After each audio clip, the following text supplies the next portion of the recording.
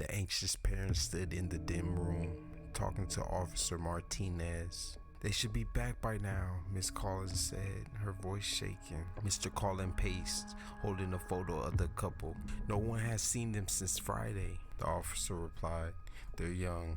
They might be taking extra time. We'll send a team to investigate." As Miss Collins hung up the phone, she felt a wave of anxiety wash over her. Meanwhile, at the police station, Officer Martinez leaned back in his chair, glancing at his colleagues. "It's probably just some kids enjoying an extended weekend," he said with a dismissive shrug. The other officers responded in agreement, their lack of urgency evident in their relaxed posture and casual conversation. They filed the report away with little more than a token of concern, treating it as a minor inconvenience rather than a serious situation. Back at home, Miss Collins could only wait, her worry mounting as the hours ticked by, feeling increasingly disconnected from the indifferent response she had encountered. Weeks passed with little progress as the police continued to dismiss the growing concerns of the town. Officer Martinez and his colleagues remained nonchalant, their attention shifting to routine matters and brushing off the missing persons cases as isolated incidents. However, the situation took a darker turn when reports of additional young people going missing began to surface. The pattern was undeniable. More youths vanished, and the once dismissed concerns grew into a mounting crisis. The town's anxiety turned into desperation as they realized that the disappearance of Jessica and Ryan was just the beginning of a far more troubling situation. Back in town, 4 of Jessica and Ryan's close friends huddled together in the living room of one of their houses. They had been waiting for updates, but as the hours dragged on, their worry grew. When Miss Collins called, her voice strained and urgent, informing them that there was still no signs of the couple, the friends knew they couldn't sit idly by. "We know where they were supposed to be," said Mark, trying to stay calm.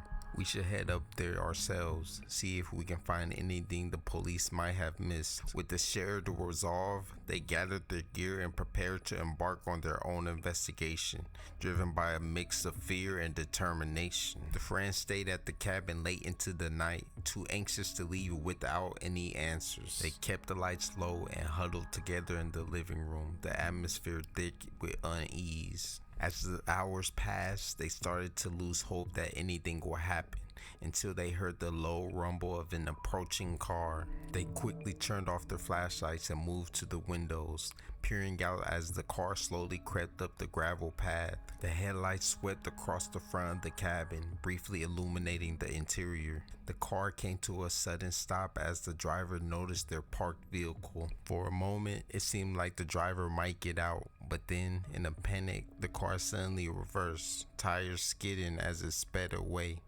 The friends rushed outside, but by the time they reached the road, the car was already disappearing into the darkness.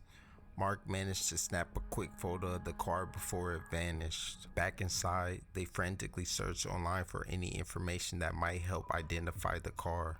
After a few tense minutes, Sarah found a local news article about a young woman named Nikki who had recently gone missing. The article included a description of Nikki's car, a dark sedan that matched the one in the photo Mark had taken. The realization hit them hard.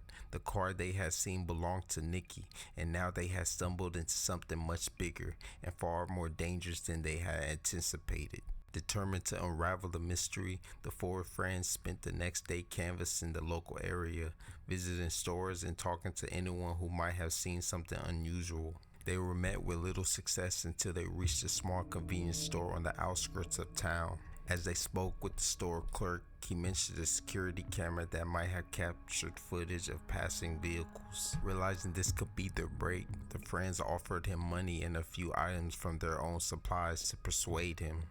Reluctantly, the clerk agreed and led them to the security office. The clerk pulled up the surveillance feed, and the friends huddled around the small monitor, their nerves on edge. The grainy video showed the dark sedan parked at a gas pump, where it remained for a good 20 minutes. During this time, one of the occupants got out and began pacing back and forth, out of view of the camera. The friends sat in tense silence, a mix of excitement, irritation, and mounting anxiety as they waited for a glimpse of who the mystery figure might be. After several nerve-wracking minutes, the figure stopped pacing and took a few steps toward the door of the gas station. As the person finally came into view, it was Ryan. The friends stared in stunned disbelief, their shock evident as they struggled to process the sight. "Rewind that," Mark urged the clerk, his voice shaky. They needed to confirm that what they were seeing was real. As the footage played back, the grim realization set in. They had just uncovered a chilling connection that only deepened the mystery they were caught up in. Determined to find answers, the group of 4 friends returned to the cabin for another search. Their earlier visit had been brief, and they hoped that a more thorough investigation might uncover new clues. As they combed through the cabin and its surroundings, they stumbled upon a hidden room.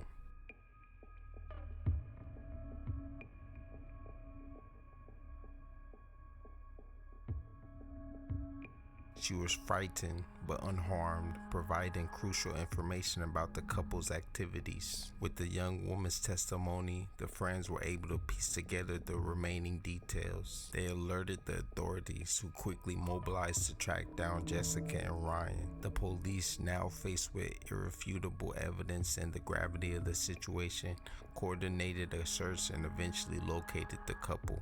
Jessica and Ryan were apprehended at a different hideout they had been using to evade capture. As Jessica and Ryan were led away in handcuffs, the town's relief was evident. However, the fallout from the case was far from over. The police department faced intense scrutiny and criticism for the mishandling of the situation. In the wake of the revelations, the town's outrage led to a high-profile lawsuit against the police department for their negligence. The settlement cost the department a substantial amount of money, and the scandal left a lasting mark on their reputation. The town faced a long road to recovery, but the resolution of the case provided a glimmer of hope amidst the lingering shadows of fear.